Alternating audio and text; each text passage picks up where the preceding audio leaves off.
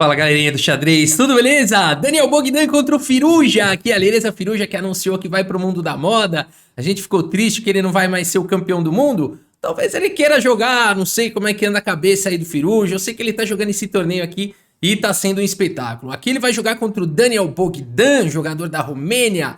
Joga demais, super grande mestre, 2.700. Acontece que o Firuja é quase 2.800, né? Então aqui é um monstro, realmente. É muito surpreendente ele querer ir pro mundo da moda, mas eu espero que ele seja muito feliz aí se realmente ele for para esse lado, né? Mas pro xadrez é realmente assim, a gente fica... Caramba, né? O próprio Carlsen, imagina o seguinte, o Carlsen é perguntado sobre qual é o jogador mais talentoso do mundo, ele fala, na minha opinião é o Firuja. É duro isso, pra quem gosta do xadrez, ver ele flertando aí com o mundo da moda. Mas que seja feito o que for melhor pra ele, né? E aqui, galera, a gente tem o seguinte, esse torneio que tá tendo, tem os seguintes jogadores: Caruana, Wesley So, Rapport, Jing Liren, olha só, o Guiri, o Firuja, o Nepo, o Lagrave, o Yanduda e o Bogdan, né? Então são grandes jogadores, é um torneio com uma média de rating muito alta e a gente vai dar uma olhada nessa partida agora. E antes um lembrete aí para você que quer apoiar e receber benefícios exclusivos aí para os apoiadores iniciais, aplicativo Xadrez Brasil para iOS e Android, treinamento de xadrez para levar do zero a nível mestre, com conteúdos interativos de grande mestre, design de primeiro mundo, nível world class de UX UI, usabilidade. Quer apoiar? Quer fazer parte desse movimento? Olha o QR, basta usar o QR Code que tá aqui no vídeo ou o link que tá aqui na descrição, tá bom? Faça parte. Muito bem, Daniel Bogdan tem aqui as peças brancas e abre aqui peão dama. Firuja responde com D5 e depois do desenvolvimento dos cavalos da ala do rei, C4 ataca ao centro. Firuja protege com C6, permitindo ainda a mobilidade do bispo. E depois de E3, bispo passa para a casa de F5, permitindo jogar E6 sem travar o bispo, o que acontece na francesa, né? Não dizendo que a francesa é ruim, mas tem que lidar com isso. É um fato que o bispo fica preso na maioria das linhas, né? Hoje em dia a turma tá descobrindo jeitos aí de soltar o bispo. Cavalo C3, E6 e depois de bispo E2, H6 aqui pelo Firuja, dando uma casa para estocar aqui o bispo se preciso for. Roque foi jogado, cavalo de bem D7, notem que o Firuja fez aqui um desenvolvimento, quase um sisteminha aqui, né? Quase uns lances independentes aí do lance do adversário. Bispo D3 foi jogado e aquela história, o bispo mal... Ixi, esse bispo eu nem queria mesmo, eu só passei ele pra trocar. Bora trocar então, bispo toma, dama toma. E aqui bispo B4, desenvolve e prepara pra rocar. Bispo D2 foi jogado e aqui um lance bispo A5. Vamos entender? Por que não fazer aqui o roque? Parece um lance tão natural. O problema é o tático aqui, cavalo por D5. Esse lance ataca o bispo de todas as maneiras. E se o peão capturar o cavalo, o bispo toma atacando a torre, né? E se o bispo toma em D2, o que você faz agora? Vai perder o cavalo? Não, primeiro o cavalo por F6 e depois toma aqui em D2, protegendo, ainda de olho aqui no centro, com vantagem aqui para as brancas, né? Todos os peões contra 7, ou seja, um peão a mais, uma posição vantajosa aqui para as brancas. Por isso, o Firuja joga bispo A5. Olha aí que legal, né? E agora a dama tá protegendo o bispo, não tem mais cavalo por D5. Mas o Bogdan solta o B4, né? E agora a gente consegue entender o lance B4. Mais uma vez, o Bogdan tá insistindo nessa linha de jogar o cavalo por D5 e depois tomar em F6 e depois tomar aqui em D2. São diversas possibilidades ainda aqui nessa linha. A igualdade material, 6, 7 peões aí para cada jogador. Ainda assim, as brancas conseguem um maior ataque aqui na ala da dama. Tem mais espaço para atacar e tem um centro mais forte. Portanto, aqui o Firuja prefere jogar com bispo C7, não indo para essas linhas. E agora B5 foi jogado de qualquer maneira aqui pelo Bogdan, indo para cima do Firuja. O Firuja segue com um lance muito bacana aqui. Cavalo B6 pressionando em C4. E depois de B por C6, primeiro D por C4 atacando a dama. A dama vai para casa de C2 e agora B por C6. E aqui o Firuja... tem um peão a mais momentaneamente, né? Mas esses peões estão enfraquecidos. Será que vai ter compensação aqui pro Bogdan? Ele segue com o cavalo A4 propondo trocas. Ou o Firuja coloca o rei em segurança, faz o roque. E aqui o Bogdan intensifica a pressão para cima de C4. Coloca a pressão total, ele já tá de olho em C4, ele já tá de olho em C6. A partida segue com dama D5. E agora... Bispo B4 aqui pelo Bogdan, primeiro atacando aí a torre, melhorando a posição do bispo, tirando aí o bispo também da coluna D. A partida segue com torre de F em B8 e agora cavalo aqui em B2. Um lance difícil de se fazer, mas muito bem jogado aqui pelo Bogdan, né? Colocando pressão mais uma vez aqui em C4. Notem que cavalo por B6 também seria possível, né? Se torre toma atacando o bispo, é possível recuperar o peão tomando aqui em C4, o que provavelmente iria para muitas trocas aí, uma situação provavelmente muito equilibrada, né? Então por isso o Bogdan segue com o cavalo B2, tentando complicar aí essa história. A5 foi jogado, o Bogdan coloca o bispo em A3 e o Firu já segue agora com C3. Opa! Devolvendo aí material. Mas esse lance aqui ele ataca agora em A2. Complicou, hein? Que lance bacana. O Firu já vai trazendo as peças. Bogdan segue com o cavalo D3. Então agora ele tá protegendo aqui o peão de A2. Mantém uma pressão aqui em C3.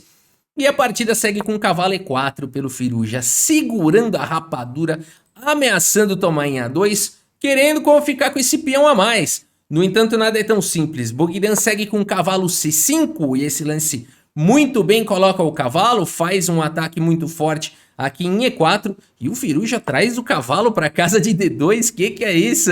Agora dá um duplo, praticamente força a captura. Cavalo por D2, C por D2, dama por D2 e finalmente o Bogdan recupera aí o seu peão. No entanto, o Firu já vai querendo ganhar a iniciativa. Segue com E5, aproveitando o tema da cravada. Bogdan tem que fazer alguma coisa, E4 agora ataca a dama. E aqui ele está oferecendo o peão de D4, não foi jogado esse lance, de forma que depois das trocas as brancas podem atacar esse peão e não é fácil de defender esse peão. Provavelmente aqui as brancas vão conseguir recuperar material, né? Por exemplo, torre D8 e aqui não precisa ter pressa, porque esse peão vai ser bombardeado e as brancas vão ter condições aí de equilibrar aí a partida e recuperar material. Por isso, Firu já segue com dama D8, um lance surpreendente que não captura o peão e vai para um final com um peão a mais, aonde o Bogdan provavelmente poderia empatar. Então a partida segue com torre de F em D1 e agora peão toma, dama toma e dama G e bispo F4. Percebam como que o Firu já vai buscando as suas chances de uma maneira ativa, ele foge das linhas empatígenas, né? Ele foge das linhas ali de muita troca de peça e tudo mais, a não ser que ele ganhe alguma coisa com isso. Aqui é possível trocar as damas, mas o Firu já seria dono aí da coluna D. Por exemplo, não foi jogado, dama toma, torre toma, por exemplo, se quisesse trocar tudo, ligeiramente melhor para as negras, controle da coluna D, a torre atacada, poderia estar um pouquinho melhor, cavalo chegando em C4, as pretas jogam talvez com possibilidades aí de vitória. Por isso a partida seguiu com torre C2, colocando a torre segurança e agora dama G5. Perceberam o perigo que é jogar contra o Firuja e de repente já tem um ataque lateral, já tem um ataque frontal, né? Já tem pressão aqui nas casas escuras. Então vamos ver como segue. Torre em F1 jogado aqui pelo Bogdan e agora o Firuja segue com torre D8. Galera, aqui ameaças, né? Agora já tá dominando aqui a coluna D, vai ficando esquisito pro Bogdan. Mas o Bogdan vai se segurando do jeito que pode. Dama C3 foi jogado e agora dama em H5 aqui pelo Firuja. Ameaçou alguma coisa parecida com checkmate. E o Bogdan, claro, não vai permitir. Segue com G3, ataca o bispo volta com um tempo sobre a dama. E aqui dama B3. Mantém a dama no jogo, pressão em F7, pressão aqui no cavalo. O Firuja tem que fazer alguma coisa. Segue com o cavalo C8. Galera, que luta! Que luta que a gente vai acompanhando aqui entre esses dois jogadores. Se você puser uma posição dessa no computador, ele vai falar que tá igualzinho, a avaliação vai dar 0. Vai falar que são chances para os dois lados, né? E na prática, o que está acontecendo? A gente tem aqui uma estrutura de 4 contra 3 para o Bogdan, na ala do rei. E o Firuja tem um peão passado que também é um peão isolado aqui na coluna C. Passado porque não há peões do adversário nas colunas adjacentes. Isolado porque não há os próprios peões nas colunas adjacentes para defendê-lo. A partida seguiu com o bispo C1 aqui pelo Bogdan. E agora o Firuja segue com torre B8. As torres precisam de colunas abertas, né? E aqui a torre então protegida pelo bispo sai atacando a dama. Dama em A4 foi jogado pressão no peão de C6. O Firuja segue com um lance assustador. Torre D1. Esse lance, vamos falar bem a verdade, esse lance assusta demais, né? Esse lance mais assusta do que qualquer outra coisa. Porque aqui é o seguinte, os computadores dizem o seguinte, pode tomar numa boa, pode tomar com cheque, a torre está protegida, Depois de um rei G2, não há uma maneira muito simples. Torre B1, isso daqui parece assustador, mas as brancas teriam um recurso espetacular aqui, que seria a dama por C6, atacando o cavalo. E se cavalo E7 atacando a dama, e agora o bispo tá atacado, a dama tá atacada, teria a dama E8 com cheque. E depois da saída do rei teria uma ideia aqui com torre C4 ou cavalo D7, a coisa não para, né? Aqui a coisa é absurda, aqui deixa a torre, deixa o bispo, por exemplo, dama por torre, cavalo F8 cheque, né? E a gente tem a imortal do Guiri, aqui o Guiri cai as lágrimas aqui de joelhos, falando que nunca viu uma coisa mais linda do que essa análise aqui. Opa, aqui não, aqui perdeu. Aqui tem que jogar cavalo G6. Nunca vi uma análise mais linda do que essa aqui, uma continuação realmente para entrar para a história e comover aí os discípulos de Guiri. Mas aqui, pessoal, é o seguinte, nada disso, tudo isso é uma grande mentira, né? Por isso a partida seguiu, por isso aqui entre seres humanos, né? Essa posição ela é assustadora aqui para as brancas agora realmente. A partida seguiu aqui com torre D2, opa, Firuja agora ganha a possibilidade aqui de um ataque violento. Torre por F1, cheque, rei por F1, e agora dama por H2, por que não? E porque sim, o Firuja prefere outra coisa, ele joga agora com o cavalo B6, aqui é o seguinte, o Firuja tem 22 minutos e o Bogdan 1. Então o Firuja vai complicando, ele segue o ensinamento de que quando o adversário tem pouco tempo no relógio, não se deve jogar rápido, deve complicar a posição. Cavalo B6 ataca a dama, mantém H2 atacado. Aqui temos dama por C6 jogado pelo Bogdan e agora sim dama por H2 aqui pelo Firuja. O Bogdan tem muito pouco tempo no relógio, segue com o lance cavalo D3, a qualidade dos lances já começa a cair. O Firuja aproveita para jogar um dama H1 com cheque, força a resposta rei E2 e agora ele vem com o bispo aqui na casa de D4, protegendo o seu cavalo, dando liberdade para a torre jogar e colocando pressão aqui na ala do rei, né? Começa a sufocar aqui as peças do Bogdan. Bogdan no desespero, joga o lance torre D1, ataca a dama, o Firuja ganha um tempo com dama em H5 cheque, a partida segue com rei E1 e agora o Firuja aproveita para mandar essa pancada, torre C8, a torre protegida pelo cavalo, o cavalo protegido pelo bispo. Uma bela cooperação entre as peças.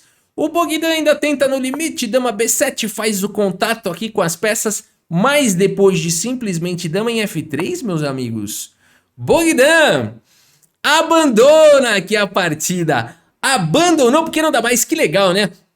Eu adoro essas posições de abandono onde a quantidade de material tá igual. Aqui 4 peões para cada um cavalo e um bispo de casas escuras para cada um, uma torre para cada uma dama, os reis, claro. E aqui abandonou porque não dá mais. Olha que legal, né? Não tem o que fazer, é quase Zumbislândia. Se o cavalo se mexer, dama checkmate. Se outro lance que tá vindo aqui, muito em breve, torre C2 ameaçando o checkmate. Então não tem o que fazer, vou jogar o que aqui, sinceramente? Uma grande ameaça da posição também é a torre 8, né? Pressionando aqui o peão central e o rei vai levar mate. Então, por exemplo, poderia tentar evitar um torre 8, jogar um dama E7, estaria vindo o cavalo A4, uma possibilidade interessante, levando o cavalo aqui para C3 para dar mate. Aqui a dama poderia tentar ajudar em A3 para tentar controlar C3, torre C2 chegaria de qualquer maneira, ameaçou mate. Para evitar o mate, bispo D2, no entanto, cavalo C3, e olha só que bonito isso, né? Todas as peças chegando em cooperação harmônica aí para dar mate. E aqui não dá mais. Como é que vai evitar aqui dama E2 checkmate? Não daria, né? Não daria. Aqui qualquer lance, vou jogar um cavalo F4, por exemplo, para evitar aqui dama E2 mate. E aqui você pode, se quiser dar pause nessa posição e contar quantos checkmates diferentes existem, nessa posição vale a pena, né? E aí postem aí nos comentários quantos checkmates vocês já encontraram aqui nessa posição. Eu já encontrei um aqui, ó. Deve ter muito mais, né? Deve ter muito mais. Mas é isso, galera. A Lireza Firuja faz uma partida impecável aqui pra cima do Bogdan, né? Mostrando aí que realmente o seu xadrez aí continua com tudo, né? Mas é isso, galera, a gente segue cobrindo aí quantos torneios acontecendo aí ao mesmo tempo, né? A gente segue cobrindo esses torneios todos aí do mês de maio. Espero que vocês tenham gostado aqui da partida e do vídeo. Muito obrigado pela sua audiência, um grande abraço para todos vocês e até a próxima. Valeu!